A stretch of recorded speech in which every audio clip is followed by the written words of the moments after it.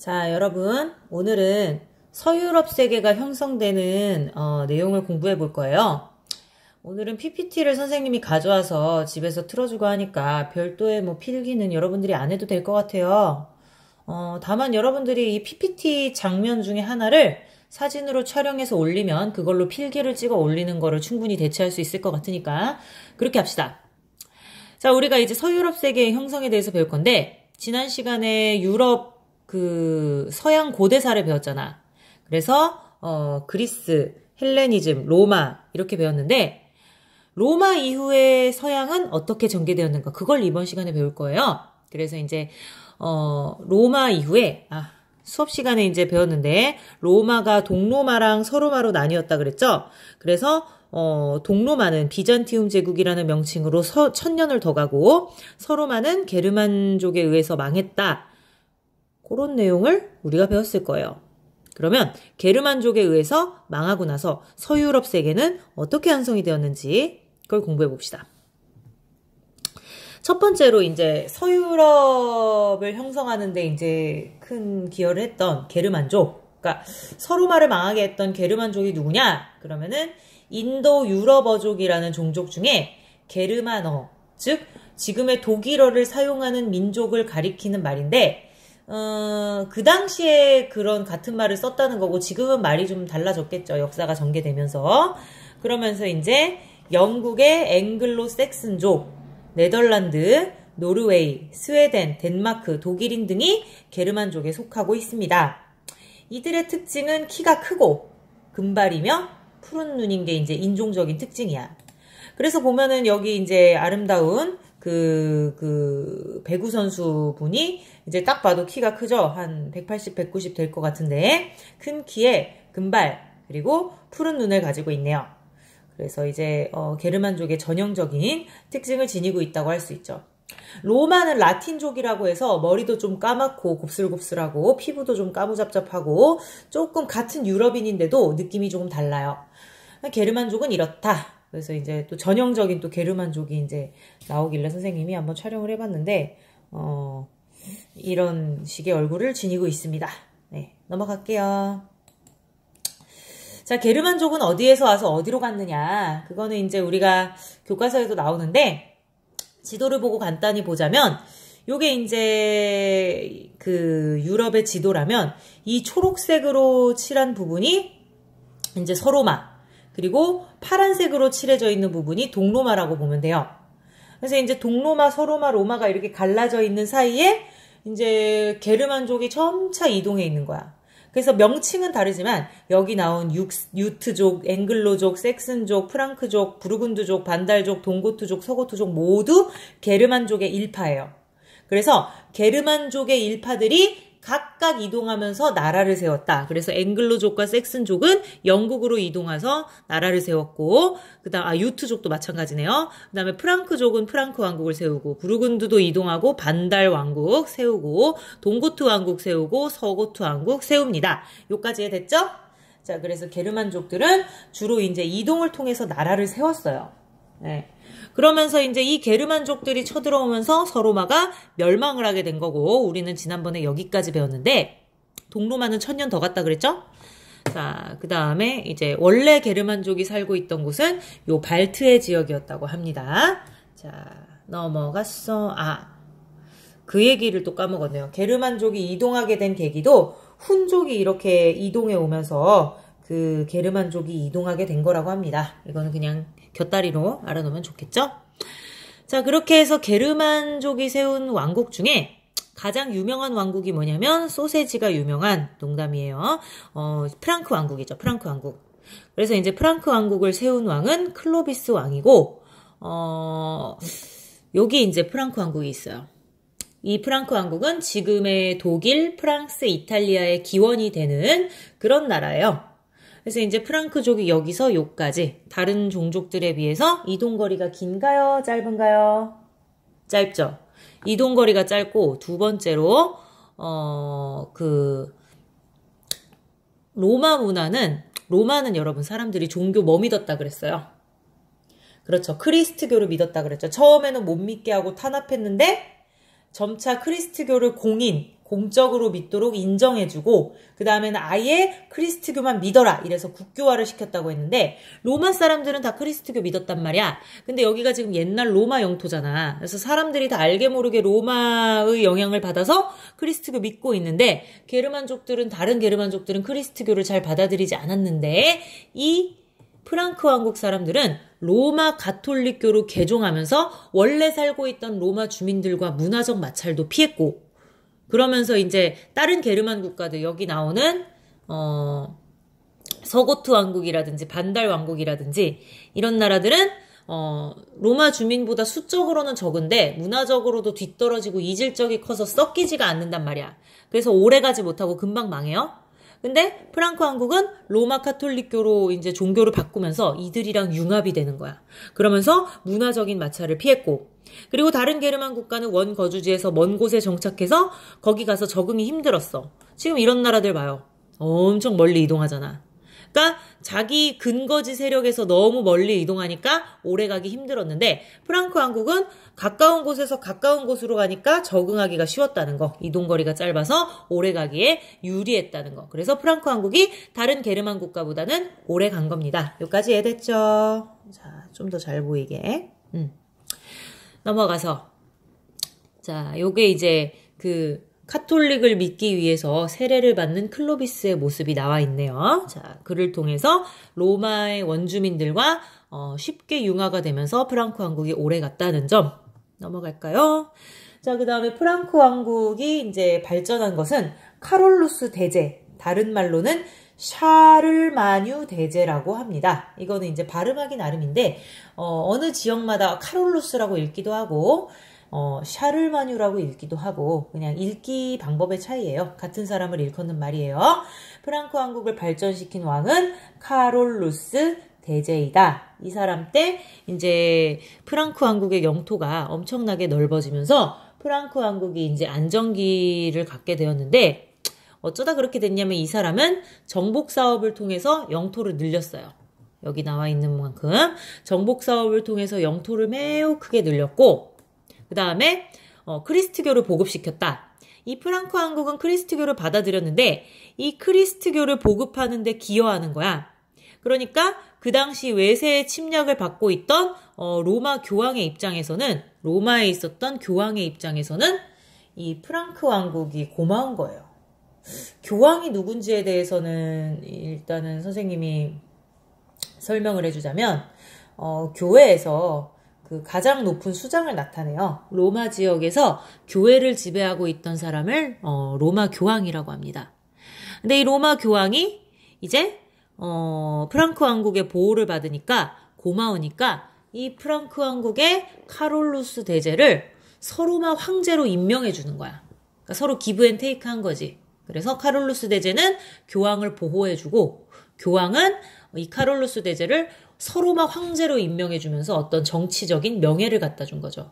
그러면서 이제 이 카롤루스 대제 때 프랑크 왕국은 기존에 있었던 로마 문화와 그 다음에 새로 받아들인 크리스트교 문화 그리고 원래 가지고 있었던 게르만족의 문화를 합치게 되면서 오늘날 서유럽 문화의 기틀을 마련하게 되었습니다. 그래서 이제 잘 지내려고 했는데 문제는 뭐냐면 여러분 이 당시에 이제 프랑크 왕국 같은 데는 상속 제도가 우리나라랑 좀 달랐어요. 우리나라 조선 같은 경우에는 왕이 죽고 다음 때 왕이 그 조선이라는 나라를 통으로 물려받는 그런 체제였지만 이 카롤루스 대제 때는 상속을 어떻게 했냐면 아들 3명한테 골고루 나눠주는 거야. 그래서 프랑크 왕국이 몇 개로 갈라졌게요? 몇 개로 갈라졌을까? 그렇죠. 3개로 갈라져요. 그래서 프랑크 왕국이 3개로 갈라져서 처음에 베르댕 조약으로 해서 동프랑크, 서프랑크, 중프랑크 이렇게 갈라졌다가 나중에 이제 중프랑크가 망하면서 동프랑크, 서프랑크, 중프랑크 영토를 동프랑크, 서프랑크가 조금 나눠 먹었죠. 그러면서 이런 식으로 세 아들에 의해서 분할 상속되었다는 점. 그리고 이게 오늘날 독일, 프랑스, 이탈리아의 근본이 되었다. 그래서 세 나라로 분열이 되었다는 점. 여러분 여기까지 이해됐나요? 네, 그러면 그 프랑크 왕국까지는 여기 이번 시간에 마치고, 자, 끄면 안 돼, 아직. 자, 그 다음에 봉건사회에 대해서 배울 거예요, 이번에는.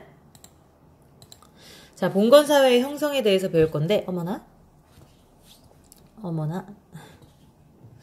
자, 봉건제도가 형성되는 배경은 아까 전에 말했던 서유럽을 지배하는 프랑크 왕국이 분열되면서 약해졌기 때문이야. 프랑크 왕국이 분열되고 약해진 틈을 타서 다시 원래 게르만족이 살던 그 발트해 지역 있지? 거기서 노르만족이 이동해 왔어요. 여러분 혹시 놀이동산 가보면은 그 배를 막 왔다 갔다 하는 그런 그 놀이기구 있잖아. 그걸 뭐라 그래? 그렇죠. 바이킹이라고 하죠. 그 바이킹이 바로 노르만이에요. 노르만. 그래서 이제 노르만족이 이동해서 막 약탈을 하는 거야. 얘네들도 막 약탈하는 애들이라서 온 데 다니면서 불태우고 돈 뺏고 약탈하고 막 이러고 다니고 거기다가 이제 이슬람 세력까지 침입을 합니다. 그래서 이제 서유럽의 크리스트교 세력과 그 다음에 중동에 있는 이슬람 세력은 원래부터 이런 종교적인 갈등을 빚던 지역이야. 그래서 이제 프랑크 왕국이 약해져 있어서 안 그래도 내적으로 혼란스러운데 거기다가 노르만족이라든지 이슬람 세력이라든지 외부적인 침입이 자꾸 찾아오니까 사회가 안정되었을까요? 혼란스러울까요? 그렇죠. 당연히 혼란스럽겠죠. 그래서 그러한 혼란을 극복하기 위해서 각 지방에 힘 좀 쓴다는 사람들, 세력이 있다는 사람들은 모두 각자의 성을 쌓고 무력을 갖추는 거야. 여러분 우리 고려 초기에 호족들이 자기 지역을 방어하기 위해서 성을 쌓고 무력을 갖추고 했던 것처럼 이 당시 중세도 마찬가지야. 외부의 침입이 딱 있는데 국가에서 지켜주지 못하니까 지방에서 자체적으로 알아서 힘 좀 쓴다? 나 좀 잘 나간다? 이런 사람들이 성을 쌓고 무력을 갖추면서 봉건제도가 형성됩니다.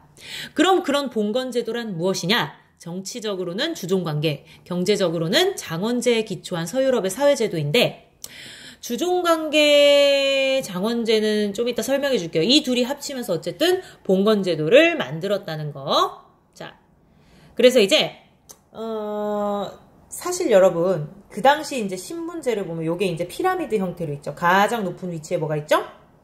그렇죠. 왕이 있죠. 왕. 그리고 그 밑에는 누가 있어? 영주가 있지. 영주는 영지를 가진 땅 주인을 말하는 거고 그 밑에는 이제 누가 있어요? 기사가 있어요. 여기까지는 그래도 신분이 높은 사람들이야. 그래서 이제 신분이 높은 사람들 사이에서는 주종관계라는 게 성립해. 정치적으로 주종관계니까 신분이 낮은 사람들은 정치와 엮일 일이 없잖아.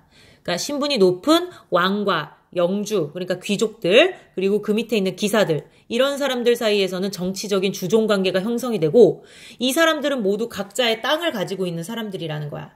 그럼 그 땅에 살고 있는 이 사람들은 각자의 영토를 다 가지고 있거든? 그 영토 안에서는 각자 다 영지야. 영지가 아니라 영주야.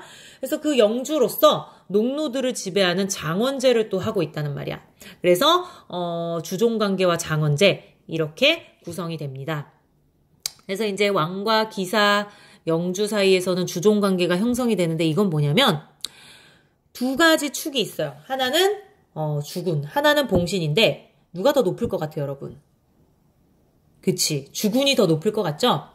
주군이 위에 있고 그 밑에 봉신이 있는데 봐봐. 여기서 왕과 영주 사이에서는 누가 주군이겠어? 왕이 주군이죠. 그 다음에 영주와 기사 사이에서는 누가 주군이겠어? 영주가 주군이죠. 이 외에도 기사와 왕이 따로 또 주종관계를 맺는 경우도 있어. 그 경우에도 왕이 주군이겠죠. 그 다음에 영주와 영주 사이에도 주종관계를 맺을 수도 있어. 더 센 영주 밑에 작은 영주가 들어갈 수도 있어. 그 중에서는 더 센 영주가 주군이겠죠. 그래서 주군은 봉신에게, 자기 밑에 있는 부하인 봉신에게 뭘 주냐면 봉토, 땅을 주는 거야. 경제적인 보호를 해주는 거야. 너는 내 말 잘 들어. 대신에 땅을 줄게. 그러면 봉신은 네 이러고 땅을 받고 대신에 그 땅에 대한 반대급부로 자기는 뭘 하냐. 세상에 공짜 있잖아 없잖아? 없잖아. 자기는 땅을 받았기 때문에 주군에게 충성을 맹세하고 군역을 제공합니다. 한마디로 군사적인 충성을 다했다고 보는 거야. 그래서 이 둘의 관계는 봉토, 땅을 매개로 했다는 거야. 땅을 받고 충성을 하니까 이 땅을 안 주면 충성을 할 이유가 없지.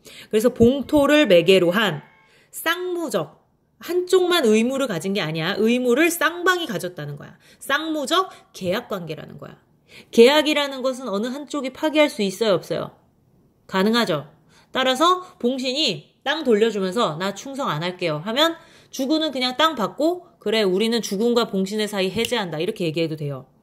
마찬가지로 주군이 땅을 몰수한다. 봉신이 충성할 필요 있어 없어? 없는 거예요. 이들은 양쪽이 의무를 가진 쌍무적 계약관계였다는 거. 그래서 정치적으로는 이러한 쌍무적 계약관계인 주종관계가 형성되어 있었고 경제적으로는 이제 이러한 장원제가 유지되고 있었다는데 장원은 영주의 성이 이렇게 안에 있고 거기 보면은 이제 여러 가지 이제 그 뭐라 그래 그 농지들 그리고 대장관 교회 그 다음에 뭐 재분소 방앗간 이런 공동시설들이 있는데 이거는 다 영주에게 돈을 내고 사용하는 거예요. 그리고 그 안에 있었던 농노들은 그 사람들은 농노라고 하는데 이 농노들은 영주에게 세금을 내는 대신에 군사적인 보호를 받습니다. 그래서 영주는 이 농노들을 지켜주는 대신에 이들에게 약간 세금을 받아가고 이들을 지배하는 그런 관계였어요. 이건 쌍무적인 게 아니라 그냥 그런 거야. 그렇게 된 거야. 그래서 이제 그 영주가 다스리는 땅을 영지라고 하고 그리고 그 중세시대에 그 모든 왕이라든지 그 밑에 뭐 귀족이라든지 기사들은 다 각각의 영지를 가지고 있었어요. 근데 여기 살고 있는 농노 같은 경우에는 여러분 이게 또 화면이 안 나오네요, 여러분. 아쉽네요. 농노 같은 경우에는 여러분 지금의 일반 농민이랑 조금 달라요. 노비와 농민의 중간적인 존재야. 이들은 자기 재산을 가질 수도 있고 가정을 꾸릴 수 있다는 점에서 노예랑은 좀 다르죠. 그치만 이사를 마음대로 갈 수 없어요. 어떻게 보면 이 사람들은 영주에게 재산을 이제 그러니까 그 세금을 바치기 때문에 영주의 입장에서 보면 재산 같은 거야, 영주의. 그래서 이사를 다닐 수 없고 직업 선택의 자유가 없어. 농노로 태어나면 평생 그냥 농노로 살아야 되는 거야. 그러면서 이제 직업의 선택의 자유도 없었고 그 다음에 뭐라 그러지? 그 영주에게 소속되어서 각종 무거운 세금 부담을 했기 때문에 노예적인 존재로도 볼 수 있어. 하지만 전체적으로 봤을 때 노예라고 말하기는 어렵고 중간적인 존재였다는 점. 그래서 요까지 오늘 수업 시간에 배우고 나머지는 내일 수업 시간에 봅시다. 여러분 안녕.